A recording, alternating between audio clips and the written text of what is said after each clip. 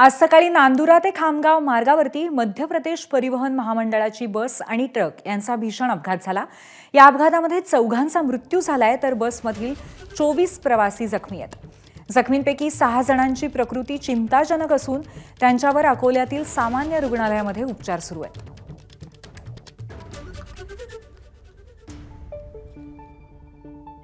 आज सकाळी मध्य प्रदेश परिवहन महामंडळाची एक बस अमरावतीहून इंदोरकडे जात असताना नांदुरा आणि खामगाव या दरम्यान राष्ट्रीय महामार्ग क्रमांकावर 6 वर या ठिकाणी एका विटांनी भरलेल्या ट्रकला धडकली आणि या दोन्ही वाहनांचा अपघात इतका भीषण होता की या विटांनी भरलेल्या ट्रकमधील 3 मजूर हे जागीच ठार झालेले आहेत।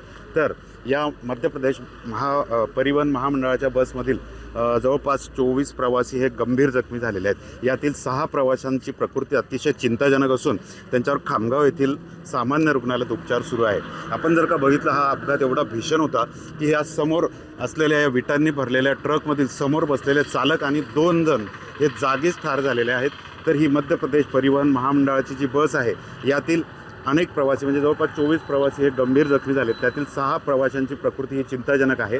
खरं तर राष्ट्रीय महामार्ग क्रमांक 6 वर हा सकाळीच अपघात झालेला आहे आणि त्यामुळे या हे जे मध्य प्रदेश परिवहन महामंडळाची बस आहे ही अमरावतीहून इंदोरकडे जात होती, तर समोरून विरुद्ध दिशेने येणारा हा जो विटांनी भरलेला ट्रक आहे हा या बसला समोरासमोर धडक झाली आणि त्यामुळे हा भीषण अपघात होऊन यात जवळपास 3 प्रवाशांचा मृत्यू झालेला आहे।